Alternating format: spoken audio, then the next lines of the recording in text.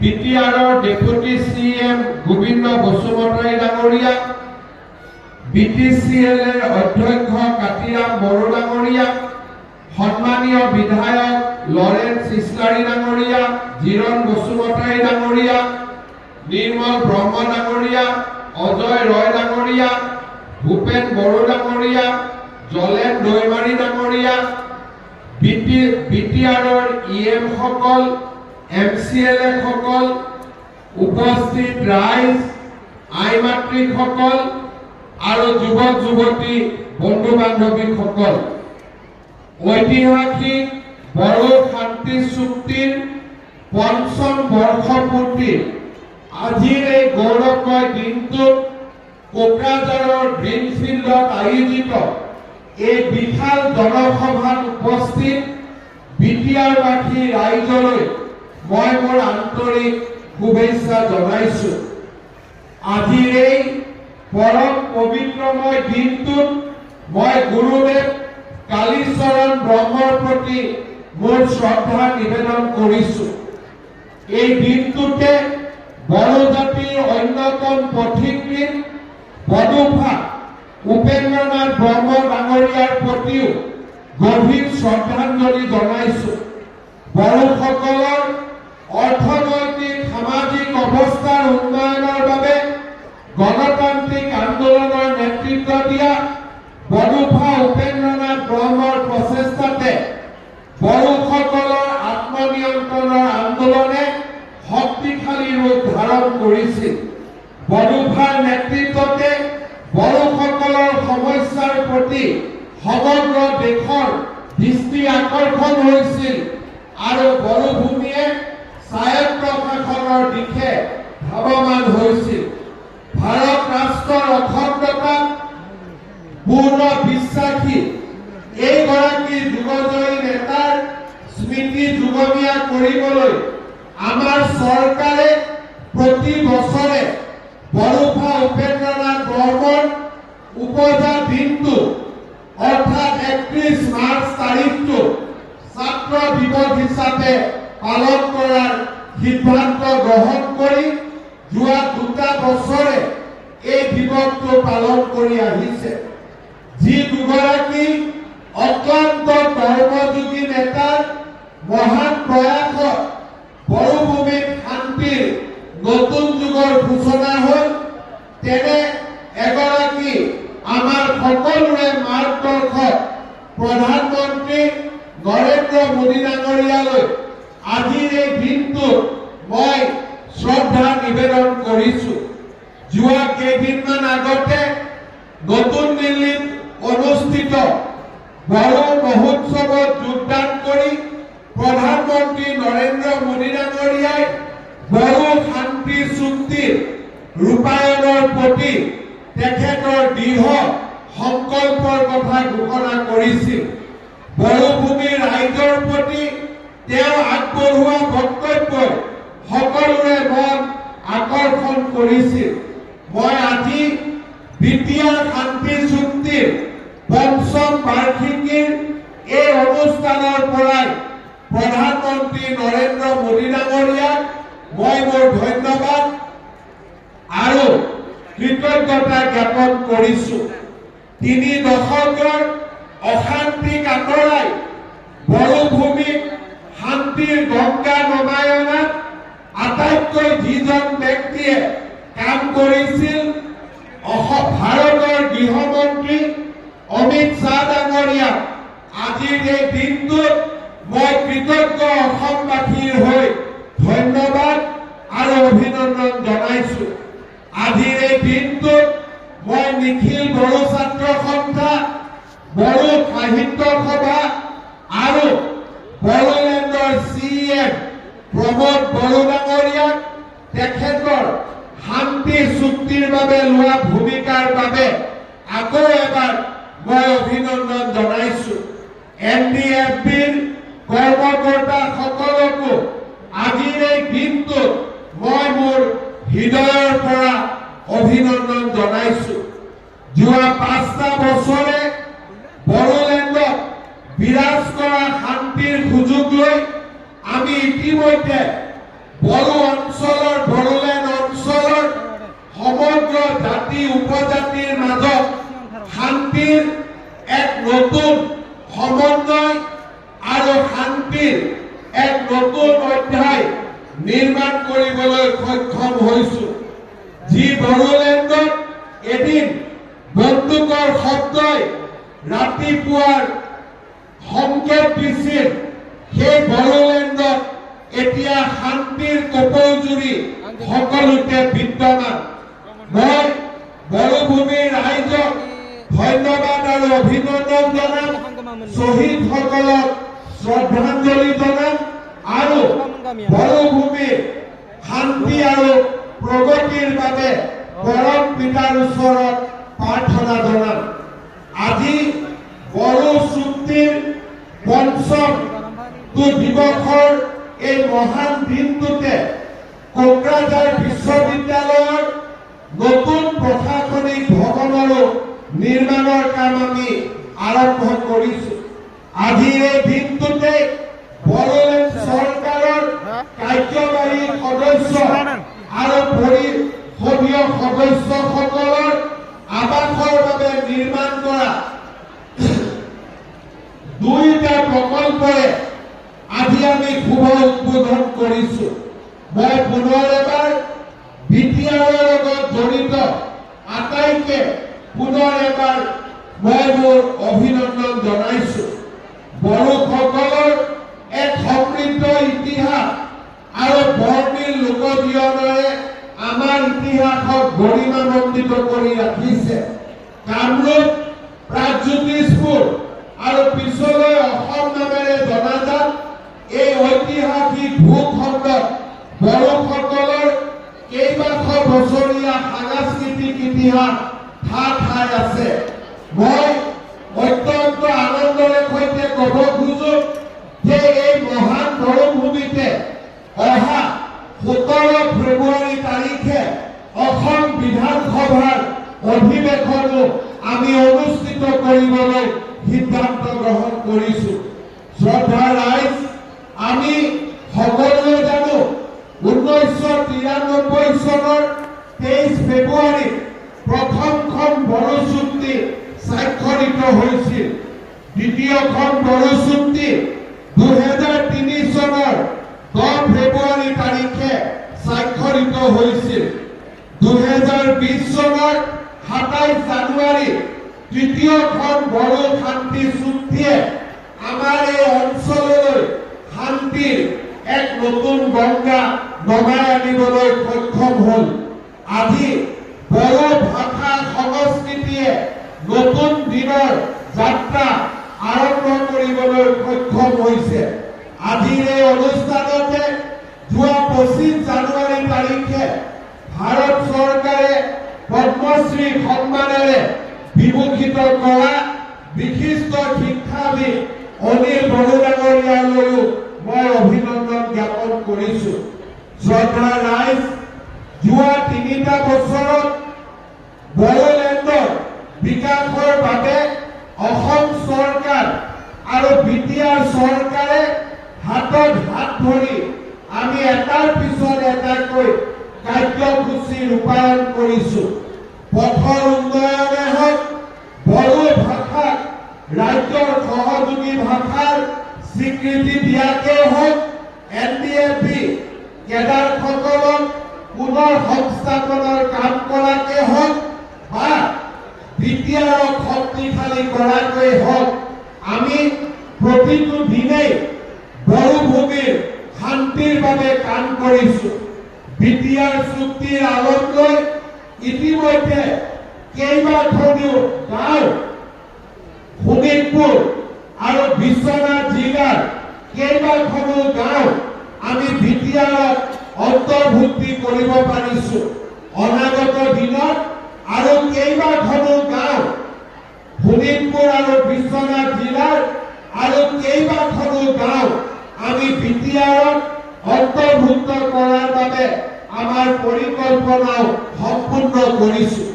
ইয়াৰ লগে লগে এই সময়ছোৱাৰ ভিতৰতে বড়োলেণ্ডৰ বাহিৰত বড়ো জনগোষ্ঠীৰ লোকসকলৰ বাবে বড়ো কৰিবলৈ সক্ষম হৈছো।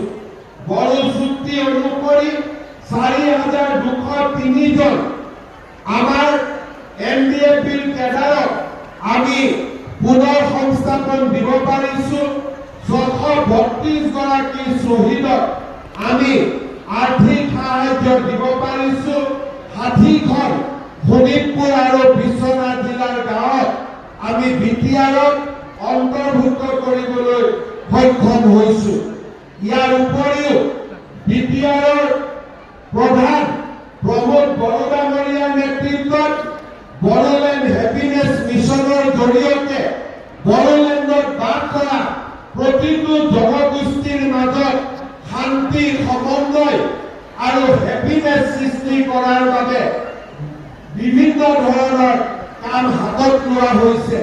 বড়োলেণ্ডত বাস কৰা 26টা জনগোষ্ঠীৰ বাবে কমিউনিটি ভিজন ডকুমেণ্ট নিৰ্মাণ কৰি এই জনগোষ্ঠীসকলৰ সমস্যা সমাধানৰ বাবে বিটিআৰ প্ৰধান প্ৰমোদ বড়োডাঙৰীয়া লোৱা নেতৃত্বই আজি সকলো জাতি জনগোষ্ঠীৰ মাজত এটা সমন্বয়ৰ নতুন বাতাবৰণ সৃষ্টি কৰিবলৈ সক্ষম হৈছে। শ্ৰদ্ধাৰ ৰাইজ, এই সময়ছোৱাৰ ভিতৰতে আমি বিটিআৰৰ 10খন কলেজৰ 259টা শিক্ষক আৰু কৰ্মচাৰীৰ চাকৰিও আমি প্ৰাদেশিকৰণ কৰিবলৈ সক্ষম হৈছো। মই আপোনালোকক প্ৰতিশ্ৰুতি দিছো যে এইবাৰৰ বিধানসভাৰ অধিৱেশনতে আমি বড়োলেণ্ডৰ বাকী থকা মহাবিদ্যালয়, বিদ্যালয় যিসমূহ 2006 চনৰ আশে-পাশে স্থাপিত হৈছিল সেই সকলোবোৰকে প্ৰাদেশিক কৰিবলৈ আমি ব্যৱস্থা হাতত ল'ম। সেই বিষয়েও আজি মই আপোনালোকৰ সন্মুখত ঘোষণা কৰিবলৈ পাই মই নিজেই গৌৰৱ অনুভৱ কৰিছো। ইয়াৰ উপৰিও বিটিআৰৰ নেতৃত্বত যোৱা সময়ছোৱাত বড়ো ৰাইজৰ 21টা পৰম্পৰাগত আৰু সাংস্কৃতিক সামগ্ৰীয়ে GI টেগ লাভ কৰিবলৈ সক্ষম হৈছে। বড়োসকলৰ চহকী ঐতিহ্যৰ স্বাক্ষৰ বহন কৰা জোঠা, গংগনা, গামছা, চিফুন, চেৰজা, খালদি, খাম, গংগাৰ দুধিয়া, ফৰকা, কেৰাদাপিনি, জুমগ্ৰা, দখনা, এৰিচিল, গঠাক, গঠবি, অগুলা, নাৰ্জি, নাফাম, জৌগিচি, জৌগান, জৌপিপি আৰু আৰণাই জিঅ'টেগ লাভ কৰিবলৈ সক্ষম হ'ল, যাৰ জৰিয়তে আজি বড়োসকলৰ নিজৰ পৰম্পৰাগত আৰু সাংস্কৃতিক ঐতিহ্য কাললৈ ৰক্ষা কৰিবলৈ বিটিআৰে সক্ষমতা লাভ কৰিলে। বড়োলেণ্ডৰ ৰাইজৰ আজি আমাৰ ভূমিৰ অধিকাৰ, সকলো জনগোষ্ঠীৰ লোককে ভূমিৰ অধিকাৰ দিবলৈ মিছন বৈষ্ণৱীৰ জৰিয়তে যি ব্যৱস্থা কৰা হৈছে সেই ব্যৱস্থাই আমাৰ সকলোৰে ভূমিৰ অধিকাৰ সুৰক্ষিত কৰিব। অহা বছৰত আমি তামুলপুৰৰ চিকিৎসা মহাবিদ্যালয়ৰ নিৰ্মাণৰ কাম সম্পূৰ্ণ কৰি তামুলপুৰৰ চিকিৎসা মহাবিদ্যালয়খন ৰাইজৰ সেৱাৰ বাবে মুকলি কৰি দিবলৈ সিদ্ধান্ত গ্ৰহণ কৰিছো।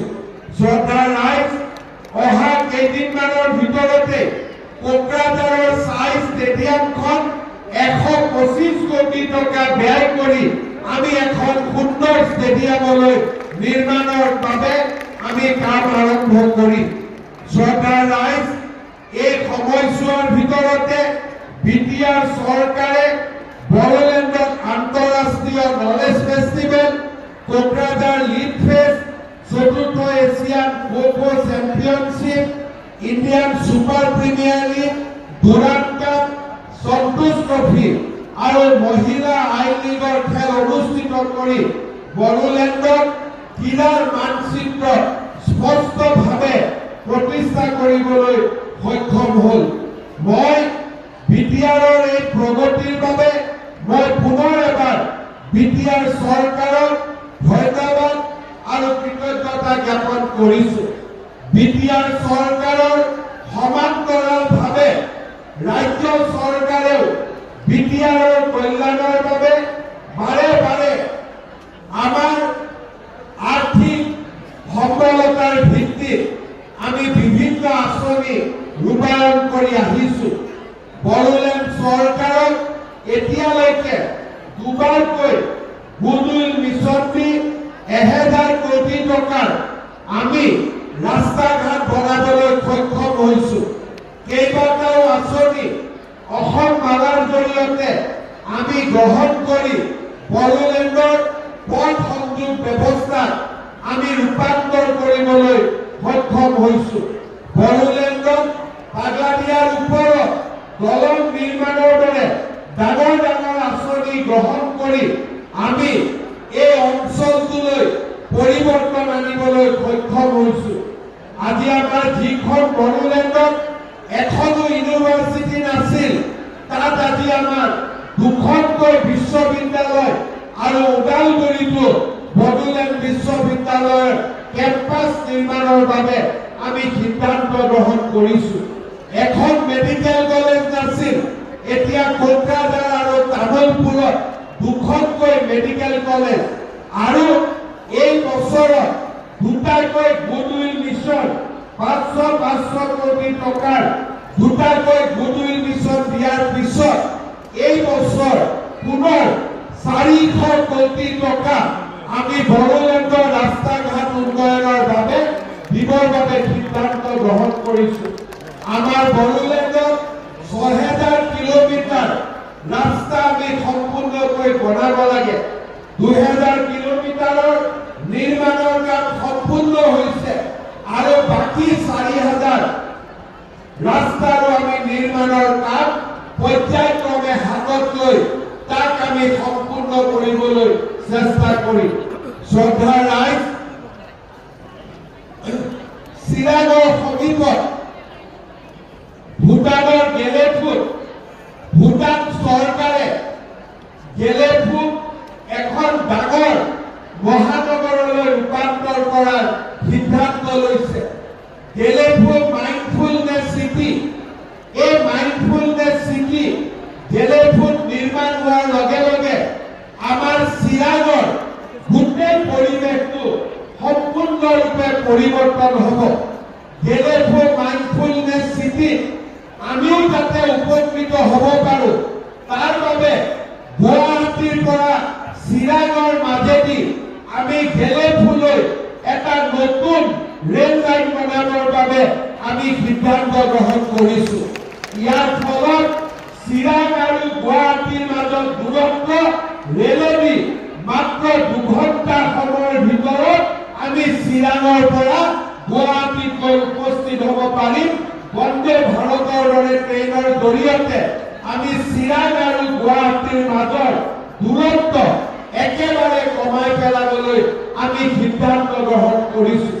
অহা 25 তাৰিখে এডভান্টেজ আছাম সামিটৰ সময়ত ৰেল মন্ত্ৰী অশ্বিনী বৈষ্ণৱ ডাঙৰীয়াৰ জৰিয়তে গুৱাহাটীৰ পৰা চিৰাং আৰু চিৰাঙৰ পৰা গেলেফুলৈ আমি যি নতুন ৰেল লাইন বনাবলৈ সিদ্ধান্ত গ্ৰহণ কৰিছো, তাৰ বিষয়েও বিটিআৰৰ ৰাইজে যথেষ্ট বাতৰি পাবলৈ সক্ষম হ'ব। ইয়াৰ লগতে মই আপোনালোকক জনাব বিচাৰিছো যে বড়ো শান্তি চুক্তিৰ প্ৰতিটো দফা ৰূপায়ণৰ বাবে কেন্দ্ৰীয় চৰকাৰ, ৰাজ্য চৰকাৰ আৰু বিটিচি চৰকাৰ দায়বদ্ধ।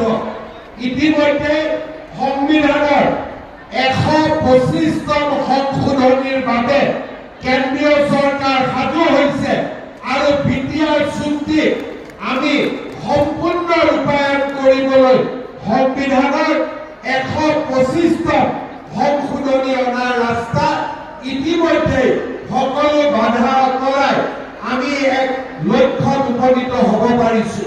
অহা কম দিনৰ ভিতৰতে বিটিআৰৰ ৰাইজে এই সংবিধান সংশোধনী বৰঙণিৰ বিষয়েও অৱগত হ'ব পাৰিব। মই বিশ্বাস কৰোঁ যোৱা 5টা বছৰ বিটিআৰ শান্তি চুক্তিৰ পিছত আমি অসমৰ পৰিৱৰ্তনৰ লগে লগে বিটিআৰৰ পৰিৱৰ্তনৰ এক নতুন অধ্যায় আৰম্ভ কৰিবলৈ আমি সক্ষম হলো। এতিয়া বড়োলেণ্ডত কোনো বোমাৰ কথা চিন্তা কৰিব নালাগে, বন্দুকৰ কথা চিন্তা কৰিব নালাগে।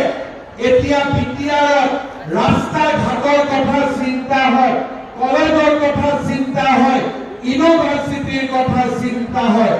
বন্দুকৰ পৰা কলমলৈ বন্দুক আছিল, এতিয়া বন্দুকৰ পৰিৱৰ্তে বিটিআৰত লিড ফেষ্টিভেল হৈছে, কলমৰ আন্দোলন হৈছে, জ্ঞানৰ আন্দোলন হৈছে, প্ৰজ্ঞাৰ আন্দোলন হৈছে। এয়াই হৈছে বিটিআৰৰ পৰিৱৰ্তন। যোৱা 3.5টা বছৰত মই বিটিআৰত কিমানবাৰ আহিছো তাৰো হিচাপ মোৰ লগত নাই। অসমৰ কোনো মুখ্যমন্ত্ৰীয়ে 72 বছৰত একেলগ কৰিলে যিমানবাৰ বিটিআৰত আহিছে তাতকৈ বেছি যোৱা 3.5 বছৰত মোৰ বিটিআৰলৈ অহাৰ সৌভাগ্য হৈছিলে। মই বিটিআৰত বাথৌ পূজাতো আহিছো, বিটিআৰত মই দুৰ্গা পূজাতো আহিছো, নিৰ্বাচনৰ প্ৰচাৰৰ বাবে আহিছো, বিটিআৰ একৰ্ড ডেটতো আহিছো, আৰু যিমানবাৰে মই ইয়াত আহিছো প্ৰতিবাৰে জনগোষ্ঠীৰ মাজত মৰম যে তেখেতসকলৰ নেতৃত্বতে আজি আমি এখন নতুন বিটিআৰ নিৰ্মাণ কৰিব পাৰিছো। মই বিশ্বাস কৰোঁ ৰাজ্য চৰকাৰ, কেন্দ্ৰীয় চৰকাৰ আৰু বিটিআৰ এই তিনিওটা আজি একেটা দলৰ হোৱা বাবে, একেটা এমপিএৰ হোৱা বাবে আজি আমি